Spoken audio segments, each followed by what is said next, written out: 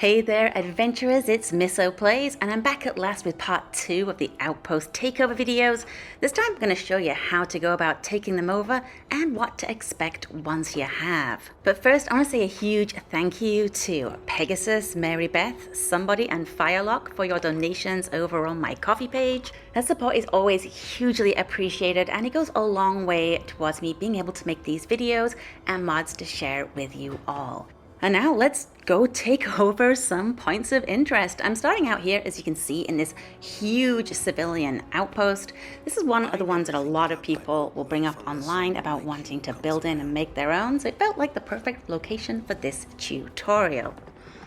And to take over one of these points of interest, what you need to do is get right up to the border of that restricted zone with your beacon and get it as close as you can without it turning red. And then when you press the place button at the exact moment that you let go of that button, you want to flick up your beacon into that red zone. And if you can do it fast enough before the game registers the placement, it will put it in the restricted zone and remove that restricted zoning. And you'll know you got it correct if you can place objects in that restricted zone, which it looks like we can't this time around, so it's going to take a second try. So I'm going to delete this beacon and then start all over again, just taking that beacon right to the very edge of that restricted zone. And we're going to get it as close as we can. Here we are.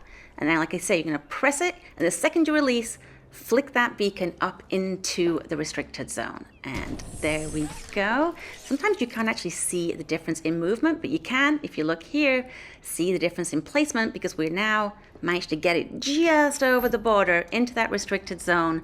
And now the restricted zone has been deleted, so we can build whatever we want in that previously red section of the map. And as you can see, the amount of movement needed is very, very small. And I've been able to get this on the first or second try pretty much every time I've tried it when doing it this way, walking as close as I can to the border. Now, quite often that border is a long way from where you actually want your outpost to go, but the good news is once this restricted zone is broken, it is broken, and you can then delete that initial beacon placement and move it anywhere in that previously red zone. So let's get this closer to the point of interest itself and see what becomes possible. And the good news is you can now build pretty much anywhere. You can't clip into walls, obviously, but if you've got a sound structure underneath the object you want to place, you can place it. Now, the bad news, however, is this point of interest ownership won't allow you to build inside instanced interiors. So here we are going to go inside.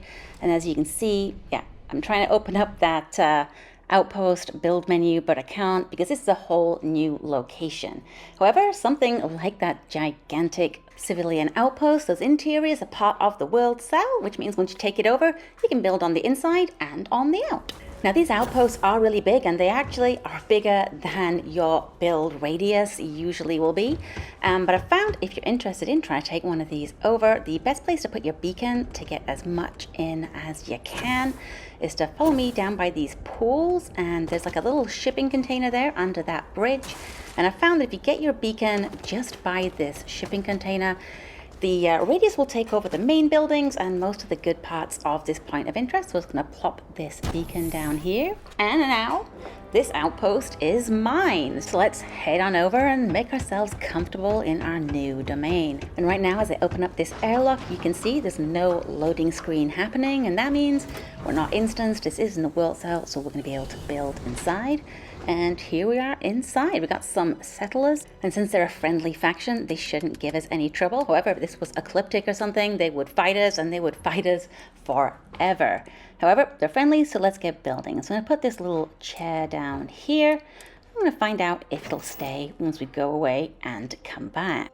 But before we take that trip to Venus, we're going to put some items here in this chest. Now, when we open it up, you can see everything counts as stolen, because even though we've taken over this point of interest, it's still not aligned with our faction, which means anything in here will qualify as stolen, and anything we put in here will also come up as stolen. So if you store anything in a case like this, you know, you won't be able to get it without being accused of a crime. However, if this particular point of interest wasn't under faction ownership, you would be able to take things out and put things in without it counting as stealing. But even then, you might not want to, because I've just gone to take a quick nap over on Venus to reset this cell. I'm going to go head on back to that outpost that we just took over. And see what it looks like now we've reset that cell. And as you can see, we've still got our furniture here. There's that chair that we put down earlier. And because this particular point of interest has a fixed encounter, it's always with these settlers. So our trader is still here, which is really useful for offloading junk, and so are all of his buddies. So fixed encounters and that furniture is forever, but containers are not. Anything that you store in a container that is already built in these points of interest will reset. All the loot that you put inside will disappear. So these are not safe for storing your goodies. Only ever use containers that you build yourself. Now, fixed encounters like that civilian outpost means you always have the same NPCs at that location.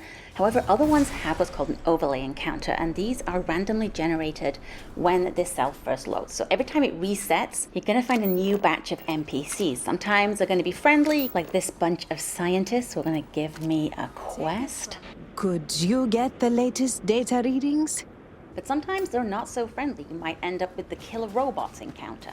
So the different types of encounters might affect how volatile you might find your new point of interest to be. Please check out these weirdly placed rocks for another thing to consider, and that is the restricted zoning doesn't just stop you from being able to build in these areas, but prevents the proc gen from being able to build things too. And while it's not a big deal on a barren moon, if you are on a very highly densely vegetated planet, then there's a really good chance you're going to find a tree in the middle of your hab like I did here, or a rock blocking your doorway.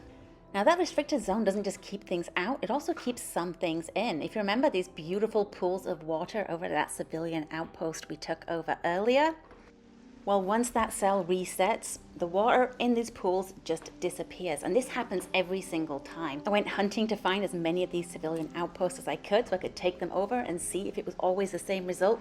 And I've taken it over 4 times, 4 different planets. Every single time this water disappears. So that is another thing to consider before you start building, is to get those cells to reset to see if some of the features that drew you there in the first place are going to stick around. So sorry for the wait between the last video and this one, but hopefully this will help you get on your journey to taking over some of these points of interest for yourself, because it really does add a lot of variety to those outpost builds when you can take over these pretty neat structures that the game already has in place. Now, before I go kick these scientists out of this tower, I just want to say if you found anything helpful or entertaining in this video, please drop me a like and subscribe, and I will be back again next week with more building tips, ships, and outpost tours. Till next time, bye!